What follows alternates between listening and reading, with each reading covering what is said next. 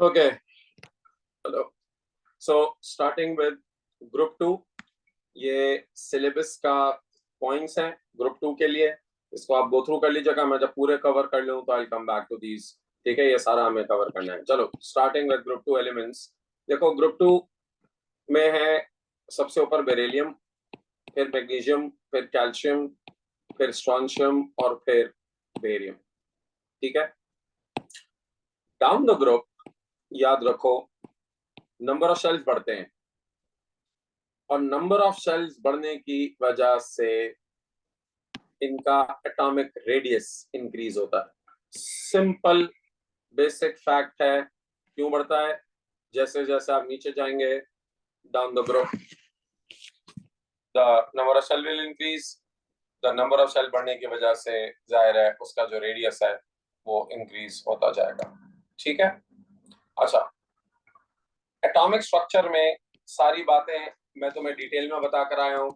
जैसे जैसे आप नीचे जाते हैं, अच्छा देखो इसके अंदर जो आउटर शेल के अंदर सब में दो दो इलेक्ट्रॉन होते हैं ना। सो जब आप इलेक्ट्रॉनिक कॉन्फ़िगरेशन लिखेंगे, सो बेरिलियम का है 1s2 2s2, तो इसके आउटर शेल में भी दो इलेक्ट्रॉन। फिर तुम इसका लिखोगे मैग्नीशियम का 1s2 2s2 2p6 3s2, इसके आउटर शेल में भी दो इलेक्ट्रॉन। जाहिर है ग्रुप टू है ना, सो ग्रुप टू के आउटर शेल में दो ही इलेक्ट्रॉन होंगे। ठीक है, आपको याद होगा डाउन द ग्रुप हमने जब फ्रेंड्स पढ़े थे तो नेट न्यूक्लियर चार्ज सबका सेम रहता है डाउन द ग्रुप, लेकिन क्योंकि नंबर ऑफ शेल बढ़ते हैं तो नंबर ऑफ शेल बढ़ने की वजह से इसका रेडियस बढ़ता है। इन अदर वर्ड्स आप go back to atomic structure और उसके अंदर एटॉमिक रेडियस या आयनाइजेशन एनर्जी का ट्रेंड पढ़ो, तो हमने डाउन द ग्रुप पढ़ा था कि न्यूक्लियर चार्ज बढ़ता है लेकिन शील्डिंग भी बढ़ती है। यानी इसका मतलब है अगर अट्रैक्शन बढ़ती है न्यूक्लियस की तो रिपल्जन भी बढ़ती है। तो जो नेट न्यूक्लियर चार्ज या पुल होता है वो अनचेंज होता है डाउन द ग्रुप। ठीक है, लेकिन क्योंकि नंबर ऑफ शेल्स बढ़ते हैं इसलिए एटॉमिक रेडियस बढ़ता है। अच्छा अब आगे चलते हैं नेक्स्ट।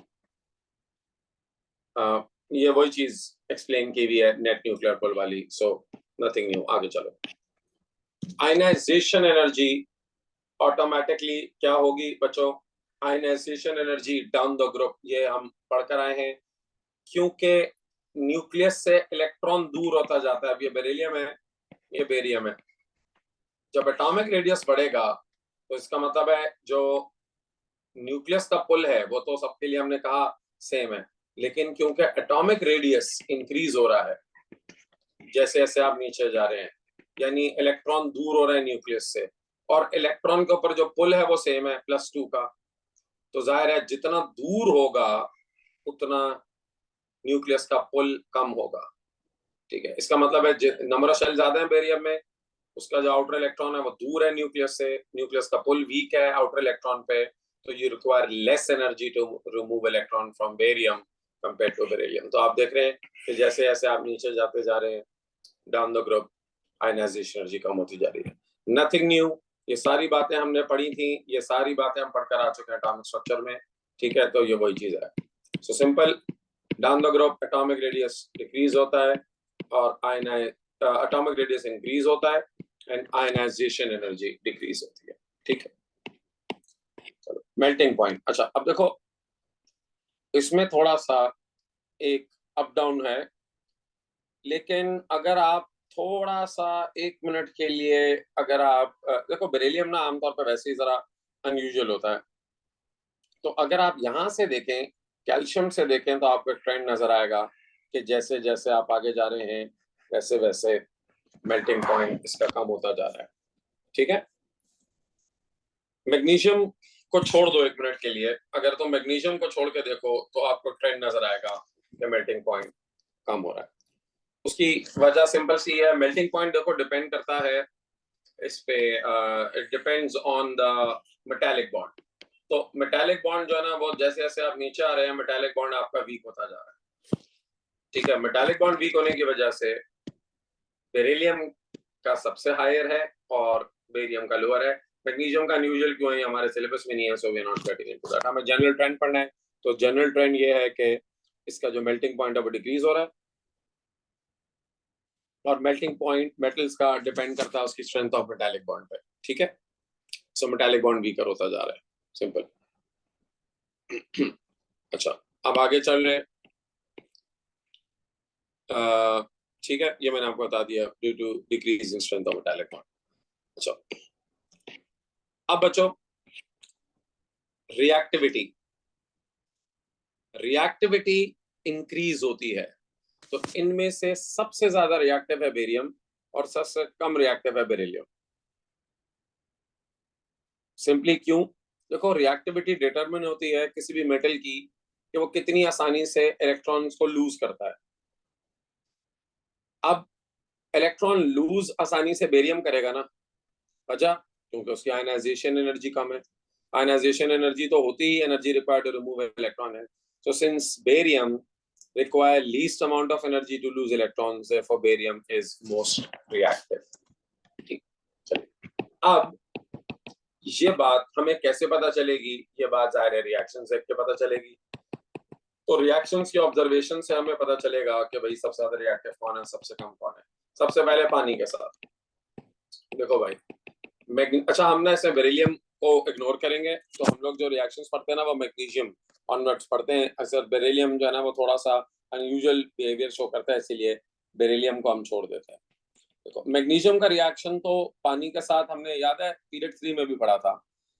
बहुत स्लो रिएक्शन होता है रूम टेम्परेचर पे पानी के साथ। इतना स्लो होता है कि मैंने आपसे बताया था आपको, it can take days to complete. ठीक है, ये बनता है magnesium hydroxide, very slow. Steam के साथ मैंने आप लोग को बताया था कि रिएक्शन जो होता है वो फिर भी तेज होता है, लेकिन प्रोडक्ट डिफरेंट होता है। स्टीम के साथ मैग्नीशियम रिएक्ट करके मैग्नीशियम ऑक्साइड और हाइड्रोजन गैस बनाता है। ठीक है, so this is one way कि आपको अंदाजा हो रहा है कि मैग्नीशियम बहुत ज्यादा रिएक्टिव नहीं है क्योंकि वो पानी के साथ स्लोली रिएक्ट करता है। लेकिन कैल्शियम, स्ट्रोंशियम और बेरियम, ये तीनों रिएक्ट कर लेते हैं पानी के साथ, लेकिन जैसे जैसे आप नीचे जाते हैं ना, रिएक्शन का रेट तेज होता है, फास्टर। सबसे तेजी से बेरियम रिएक्ट करता है। देखो, प्रोडक्ट सबका आइडेंटिकल। अब आप देखें यहाँ पे, ये हाइड्रोक्साइड, ये पानी के साथ रिएक्ट करके मैग्नीशियम हाइड्रोक्साइड बना रहे हैं। ठीक है, बेरियम भी इसी तरह करता है। बेरियम पानी के साथ रिएक्ट करके बेरियम हाइड्रोक्साइड बनाता है। कैल्शियम भी पानी के साथ रिएक्ट करके कैल्शियम हाइड्रोक्साइड बनाता है, लेकिन सबसे ज्यादा तेज रिएक्शन बेरियम का होता है और सबसे स्लो रिएक्शन जो है वो मैग्नीशियम का होता है। मैग्नीशियम का तो खैर प्रोडक्ट यानी समझो बनने में उसको, मैंने आपसे कहा, it can take several days. That's how slow the reaction is. Okay, चले। अच्छा, अब आ जाइए विद ऑक्सीजन। पहले इसको देखो बच्चों, सारे मेटल्स ऑक्सीजन के साथ रिएक्ट करके मेटल ऑक्साइड बनाते हैं, लेकिन जाहिर आपको हीट करना पड़ता है। मैग्नीशियम को अगर आपको रिएक्ट करवाना है तो आप देखें, मैग्नीशियम को रिएक्ट करवाने के लिए आपको हीट करना पड़ता है, यानी स्ट्रॉन्ग हीटिंग करनी पड़ती है, तो वो रिएक्ट कर लेता है। लेकिन बेरियम का आप देखें, मैंने यहाँ लिखा हुआ है जेंटल हीटिंग रिक्वायर्ड, क्योंकि बेरियम रिएक्टिव है ना, तो उसको उतना स्ट्रांगली हीट नहीं करना पड़ता, उसको जेंटल हीट करना पड़ता है। रिएक्ट सारे कर लेते हैं, सबका प्रोडक्ट जो है वो मेटल ऑक्साइड होता है। ठीक है, तो आप देखें जैसे जैसे नीचे आते हैं हीट रिक्वायर्ड डिक्रीज होती है, तो इससे हमें एविडेंस मिल जाता है कि बेरियम इज मोर रिएक्टिव। ठीक है, फिर उससे कम स्ट्रोंशियम, फिर उससे कम कैल्शियम, फिर उससे कम मैग्नीशियम। अच्छा, अब आ जाइए विद एसिड्स। सब एसिड्स के साथ रिएक्ट करके बनाते हैं सॉल्ट एंड हाइड्रोजन गैस। ठीक है, the reaction is exothermic, the reaction is redox. इसमें जो मेटल होता है वो हमेशा ऑक्सीडाइज होता है। ठीक है, क्योंकि ज़ाहिर है मेटल का ऑक्सीडेशन नंबर 0 होता है और सॉल्ट के अंदर इसका ऑक्सीडेशन नंबर +2 होता है। वंस अगेन आप ऑब्जर्व करेंगे कि जैसे जैसे आप मैग्नीशियम से बेरियम की तरफ आएंगे ना, बेरियम को अगर आप HCl में डालेंगे तो बहुत तेजी से गैस निकलेगी, यानी hydrogen gas is produce at a fastest rate. लेकिन मैग्नीशियम के अंदर आप देखेंगे वो रिएक्शन उतना तेज नहीं होगा। तो ये तो रिएक्शन आप बराबर बराबर करें ना, एक में आप मैग्नीशियम डालें और एक में आप बेरियम डालें, आपको हाइड्रोजन के निकलने से अंदाजा हो जाता है कि ज्यादा रिएक्टिव कौन सा है। ठीक है, अच्छा, ये तो हो गया हाइड्रोक्लोरिक एसिड के साथ रिएक्शन। अब सल्फ्यूरिक एसिड के साथ भी बिल्कुल ऐसे रिएक्शन होता है, सल्फ्यूरिक एसिड के साथ सेम, लेकिन देखो इसके अंदर एक चीज लिखी हुई है, ब्लॉकिंग एक्शन ऑल्सो इंक्रीजेस। अब ये ब्लॉकिंग एक्शन क्या है, ये मैं आपको समझाता हूँ, ठीक है। अच्छा, रेट तो बच्चों वही है, अभी मैं आपको जरा ब्लॉकिंग एक्शन एक्सप्लेन करता हूँ। देखिए होता क्या है, अब ये जो बेरियम का रिएक्शन है ना सल्फ्यूरिक एसिड के साथ, देखिए इसमें बन रहा है बेरियम सल्फेट। आप लोग ओ लेवल से पढ़ते आ रहे हैं कि बेरियम सल्फेट इनसॉल्युबल है। आप देखो उसकी स्टेट मैंने क्या लिखी हुई है, सॉलिड, ठीक है। अब ये जो बेरियम सल्फेट सॉलिड है ना, ये जब बनता है एज अ प्रोडक्ट तो ये एक लेयर बना लेता है। इधर देखो, यहाँ पर देखो, एक लेयर बना लेता है उस मेटल बेरियम के ऊपर। तो बेरियम रिएक्ट करता है, जाहिर है उसकी जो ऊपर वाली सरफेस होती है वहां सॉल्ट पहले बनेगा क्योंकि उसका कांटेक्ट एसिड के साथ है। तो उसके ऊपर तुम यहाँ देखो, नीचे डायग्राम के अंदर देखो, बेरियम जो मेटल होता है ना उसके ऊपर ये लेयर बनती जाती है बेरियम सल्फेट की। अच्छा, अब क्योंकि ये जो लेयर है ये इनसॉल्युबल है, ये सॉलिड है, तो वो क्या करता है, आहिस्ता आहिस्ता आहिस्ता आहिस्ता नीचे जो मेटल है ना उसको दबा देता है, एक तरीके से ब्लॉक कर देता है। तो जब ये लेयर थोड़ी मोटी हो जाती है ना, तो जो नीचे मेटल है उसका कांटेक्ट ब्रेक हो जाता है एसिड से। इसको कहते हैं ब्लॉकिंग एक्शन। देखो यहाँ लिखा है, the solid barium sulphate forms a layer over barium and blocks it's contact with acid and reaction stops. अच्छा, देखने वाले को ऐसा लगता है कि शायद ये रिएक्शन इसलिए रुक गया कि बेरियम पूरा खत्म हो गया, यूज अप हो गया, रिएक्ट कर गया, लेकिन ऐसा नहीं होता। बेरियम पूरा रिएक्ट नहीं किया होता, बेरियम के ऊपर एक लेयर बन जाती है। तो अगर आप चाहते हैं ना ये पूरा रिएक्शन हो तो इसको बार कॉन्स्टेंटली स्टर करते रहो, इसको हिलाते रहो ताकि वो जो सल्फेट की लेयर है वो उसके ऊपर से हटे और फिर बेरियम जो है वो रिएक्शन स्टार्ट कर सके। अच्छा, अब आप कहेंगे सर क्या ये सिर्फ बेरियम में होता है? नहीं, ये बेरियम में सबसे ज्यादा होता है, स्ट्रॉन्शियम में इससे कम होता है क्योंकि जो स्ट्रॉन्शियम का सल्फेट है ना वो थोड़ा सा ज्यादा सॉल्युबल है। तो which brings me to the solubility. देखो अब मैं जरा आपको सॉल्युबिलिटी बता दूं। मैग्नीशियम सल्फेट सबसे ज्यादा सॉल्युबल है, तो उसमें ब्लॉकिंग एक्शन आपको इतना नहीं होता हुआ नजर आएगा। फिर उसके बाद कैल्शियम सल्फेट थोड़ा उससे लेस सॉल्युबल है, फिर सोल्शियम उससे कम सॉल्युबल है, और फिर बेरियम सबसे कम सॉल्युबल है। अच्छा, इसकी रीजन हमारे सिलेबस में नहीं है, रीजन आप जाके A2 में पढ़ेंगे। अभी एएस में बस आपको सॉल्युबिलिटी याद करनी है, ये लिखा हुआ है सिलेबस में, स्टेट द सॉल्युबिलिटी। देखो यहाँ पर अभी लास्ट चीज पढ़ो, सिलेबस में ना अक्सर बच्चा मुझसे वजह पूछते हैं, मैं उन्हें कहता हूँ बेटा जरूरत नहीं है, बस देखो ये लास्ट लाइन पढ़ो, state the variation in the solubilities of hydroxides and sulphates.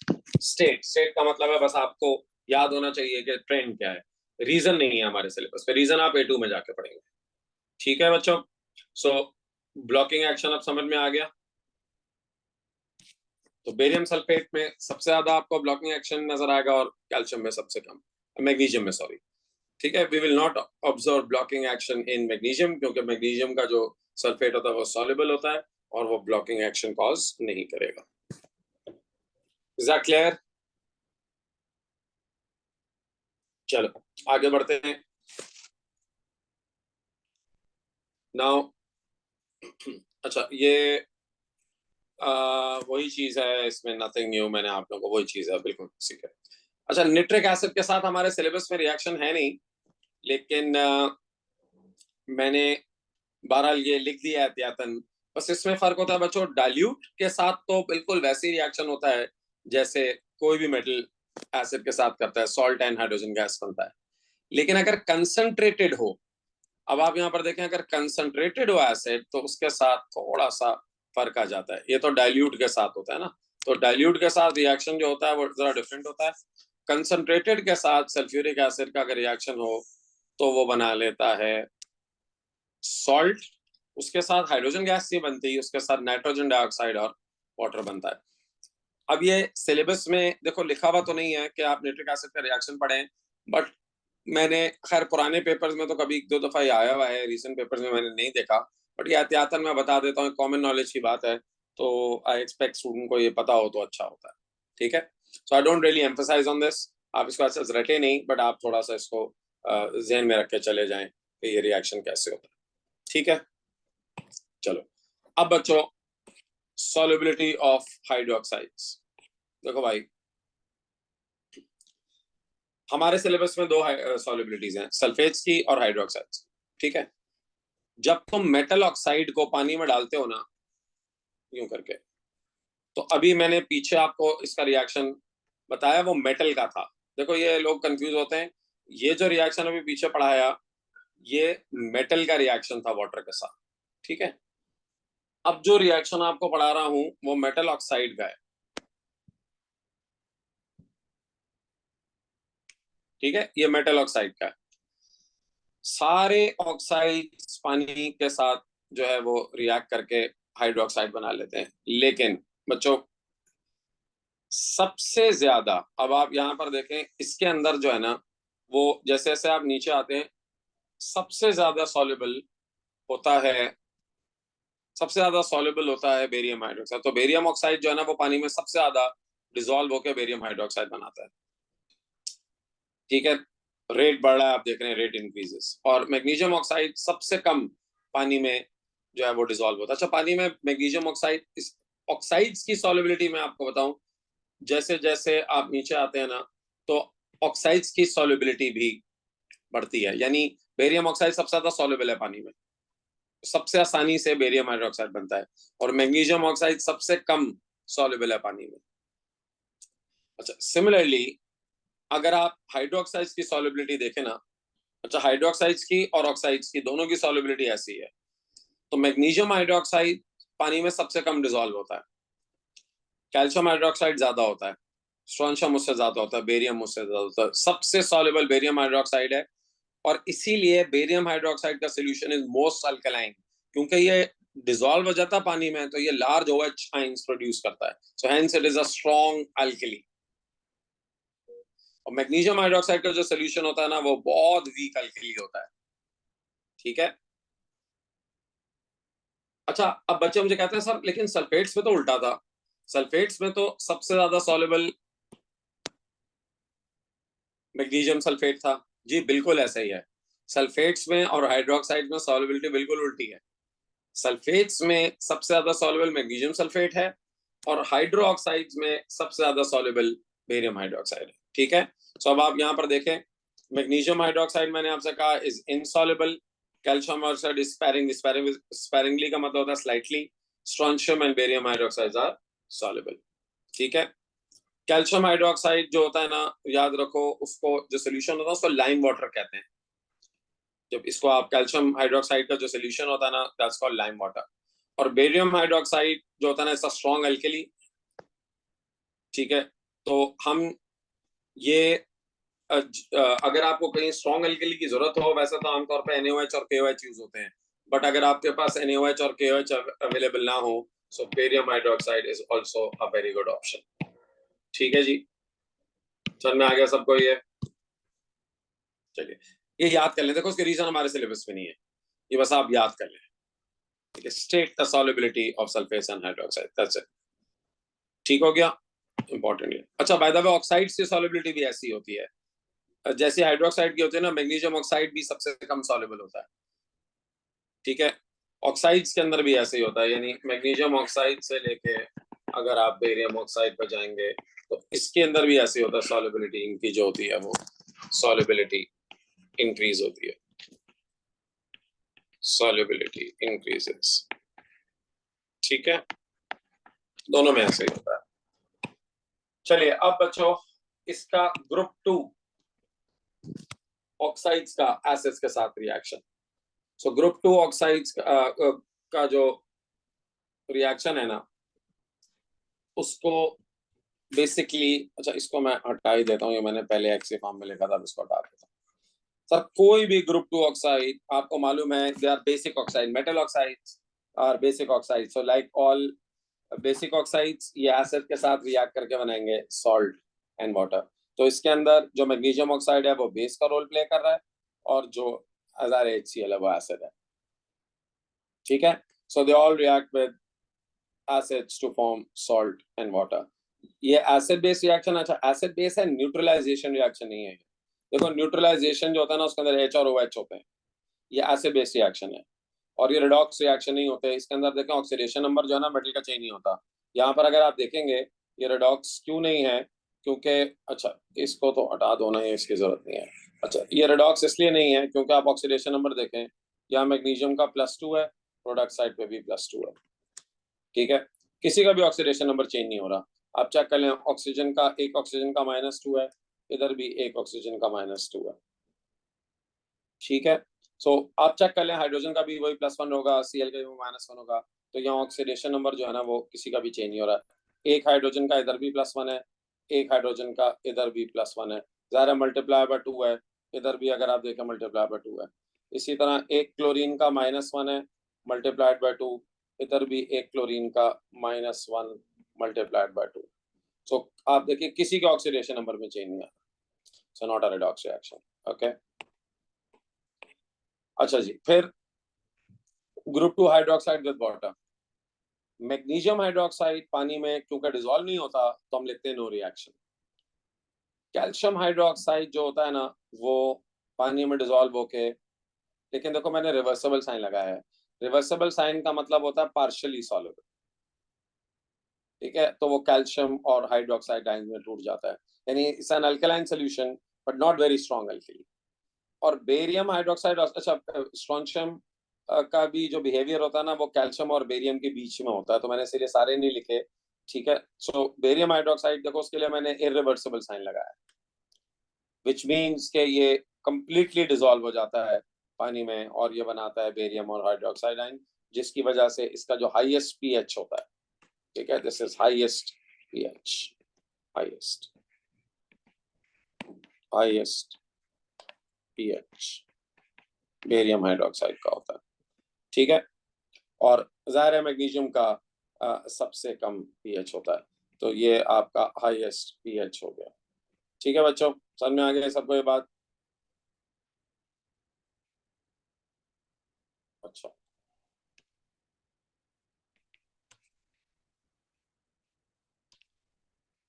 PH. फिर group 2 hydroxide with acids, you know यार, ये देखो मैंने कहा ना बिल्कुल बेसिक बच्चों वाली बात है। कोई भी ग्रुप 2 हाइड्रोक्साइड एसिड के साथ रिएक्ट करके बनाता है सॉल्ट एंड वाटर। ठीक है, अब देखो ये जो रिएक्शन है ना ये कहला सकते हैं एसिड अल्कली रिएक्शन, क्योंकि इसके अंदर अभी इस बेरियम हाइड्रोक्साइड भी मैंने आपको बताया कि वो एक अल्कली है। तो alkali when reacts with acid they form salt and water. ये न्यूट्रलाइजेशन रिएक्शन है, क्योंकि इसके अंदर HOH से रिएक्ट करते हैं और वो वाटर बना लेते हैं। ये दीज आर न्यूट्रलाइजेशन रिएक्शंस। ठीक है, तो इसके अंदर आप ये कह सकते हैं कि H+ जो कि कहाँ से आता है, एसिड से आता है। OH कहाँ से आता है, अल्कली से आता है। ठीक है, वो रिएक्ट करके वाटर बना लेता है। ठीक है बच्चों, याद रखना, लेकिन अगर हाइड्रोक्साइड सॉलिड फॉर्म में होना तो फिर वो अल्कली नहीं है। अल्कली होने के लिए हाइड्रोक्साइड का सॉल्युबल होना जरूरी है, इसीलिए magnesium hydroxide is not an alkali, क्योंकि वो सॉलिड स्टेट में होता है मैग्नीशियम हाइड्रोक्साइड। ठीक है, लेकिन स्ट्रोंशियम हाइड्रोक्साइड या barium hydroxide, even calcium is a weak alkali, but वो अल्कली है क्योंकि वो पार्शियली सॉल्युबल होते हैं या कंप्लीटली सॉल्युबल होते हैं। ठीक है, तो आप ये कह सकते हैं कि भाई मैग्नीशियम हाइड्रोक्साइड बेसिक है, बेस तो वो है लेकिन वो अल्कली नहीं है। अल्कली होने के लिए जरूरी है कि वो पानी में डिसॉल्व हो। चलो बच्चों, अब समझो ये लास्ट रिएक्शन है, group 2 carbonates. We all know metal carbonates react with acids to form salt, water and carbon dioxide. तो कोई भी कार्बोनेट डालोगे, चाहे तो मैग्नीशियम कार्बोनेट डालो या तुम बेरियम कार्बोनेट डालो, वो सब रिएक्ट करके salt, water and carbon dioxide बना लेंगे। सिंपल, इसमें तो कोई मसला नहीं है। ठीक है, कार्बोनेट्स याद रखिएगा, सारे जो कार्बोनेट्स होते हैं आर इनसॉल्युबल, चाहे वो मैग्नीशियम कार्बोनेट हो या वो कैल्शियम कार्बोनेट हो या वो स्ट्रोंशियम कार्बोनेट हो या बेरियम कार्बोनेट हो, all carbonates are solids in state, they are insoluble. ठीक है, सो याद रखो। अच्छा, इसको भी आप वैसे एसिड बेस रिएक्शन कह सकते हैं, carbonates are also bases, so you can also call this an acid base reaction. Carbonates are not alkali, they are bases, base आप उसको कह सकते हैं। ठीक है बच्चों, अच्छा अब जरा इस बात पर आ जाओ, thermal stability of group 2 carbonates and nitrates. देखो इसका भी रीजन हमारे सिलेबस में नहीं है, बस आपको पता होना चाहिए कि सबसे ज्यादा आसानी से हीट से कौन सा टूटता है। तो देखो ये magnesium carbonate, calcium, strontium, barium carbonate. Nitrates भी लिख देते हैं, मैग्नीशियम से लेके समझो बेरियम नाइट्रेट। बच्चों सबसे ज्यादा हीट चाहिए thermal stability increases, which means सबसे मुश्किल है बेरियम कार्बोनेट को डिकम्पोज करना और बेरियम नाइट्रेट को डिकम्पोज करना, और सबसे आसान है मैग्नीशियम कार्बोनेट को डिकम्पोज करना या मैग्नीशियम नाइट्रेट को डिकम्पोज करना। सो थर्मल स्टेबिलिटी इंक्रीजेस का मतलब ये होता है कि इसको लीस्ट हीट रिक्वायर्ड है और इसको सबसे ज्यादा मोस्ट हीट रिक्वायर्ड। ठीक है, इसका भी रीजन हमारे सिलेबस में नहीं है, रीजन इसका आप A2 में जाकर पढ़ेंगे। ठीक है, जरा बिल्कुल डिफरेंट होता है, वो पोलराइजिंग पावर होती है कैटायन की, वो AS में पढ़ाने की जरूरत नहीं है, रीजन नॉट रिक्वायर्ड। ठीक है, इन AS में से लिख देता हूँ क्योंकि लोग मुझसे पूछते हैं कि सर आपने रीजन नहीं बताया, सर वो हमने कुछ किसी किताब में पढ़ा है तो पढ़ा, वहाँ रीजन लिखा हुआ था, बिल्कुल लिखा हुआ होगा, लेकिन वो रीजन AS में है ही नहीं। आप सिलेबस देख लें जाके, आपको पता चल जाएगा। A2 जब सिलेबस खोलना ना तो ग्रुप 2 A2 में भी है, उस 2 ही पॉइंट्स हैं, तो उसके अंदर रीजन लिखा हुआ है, explain the thermal stability. AS के अंदर सिर्फ आपको ट्रेंड पता होना चाहिए बस। ठीक है, अच्छा अब बनता क्या है जब आप इसको हीट करते हैं, देखो ये तो पता होना चाहिए ना। अच्छा ये ऑक्साइड्स का भी मैंने बता दिया कि थर्मल स्टेबिलिटी ऑक्साइड्स की भी डिक्रीज होती है। अच्छा देखो ऑक्साइड में उल्टा है, अभी कार्बोनेट्स के अंदर थर्मल स्टेबिलिटी बढ़ रही थी, यानी इसका मतलब यह है कि सबसे मुश्किल है डिकम्पोज करना बेरियम नाइट्रेट को या बेरियम कार्बोनेट को, लेकिन ऑक्साइड में उल्टा है। ऑक्साइड के अंदर सबसे आसान है बेरियम ऑक्साइड को तोड़ना। अच्छा ये रीजन हमारे सिलेबस में है, देखो ऑक्साइड का रीजन हमारे सिलेबस में है। ऑक्साइड का मैं आपको बता देता हूँ। ऑक्साइड में सिंपल जो उसका बॉन्ड है बेरियम और बेरियम आइन और ऑक्साइड आइन का, ये उसकी बात होती है। असल में बेरियम और ऑक्सीजन का जो बॉन्ड है ना वो वीक है, क्यों? उसकी बॉन्ड लेंथ लॉन्गर है। और बॉन्ड लेंथ क्यों लॉन्गर है? क्योंकि बेरियम का रेडियस बड़ा है। तो आपने पढ़ा था बॉन्डिंग के चैप्टर में भी, जितना बॉन्ड लेंथ लॉन्गर होती है उतना बॉन्ड वीकर होता है। ठीक है, तो इस केस में क्योंकि बेरियम ऑक्साइड या बेरियम हाइड्रोक्साइड, अच्छा ऑक्साइड और हाइड्रोक्साइड दोनों एक ही बिहेवियर दिखाते हैं, इनका क्योंकि बेरियम का बॉन्ड लेंथ लॉन्गर होती है तो इसीलिए तोड़ना आसान होता है। अब आप कहेंगे सर इधर भी तो बेरियम की बॉन्ड लेंथ लॉन्गर ही होगी, जी होगी, बट बेटा इसके अंदर रीजन बिल्कुल डिफरेंट है। कार्बोनेट्स और नाइट्रेट्स में ना bond length actually major factor नहीं होता, वो एक और फैक्टर उसको टेक ओवर कर लेता है, जो मैंने आपसे कहा वो हम A2 में जाके पढ़ेंगे, जिसकी वजह से इसमें उल्टा होता है। इसमें बेरियम कार्बोनेट और बेरियम नाइट्रेट सबसे ज्यादा स्टेबल होता है। ठीक है, लेकिन ऑक्साइड और हाइड्रोक्साइड में ऐसा नहीं। ओके चलिए, लास्ट चीज इनके रिएक्शंस। देखो किसी भी कार्बोनेट को तुम हीट करोगे ना तो वो टूट के बन जाएगा metal oxide and carbon dioxide.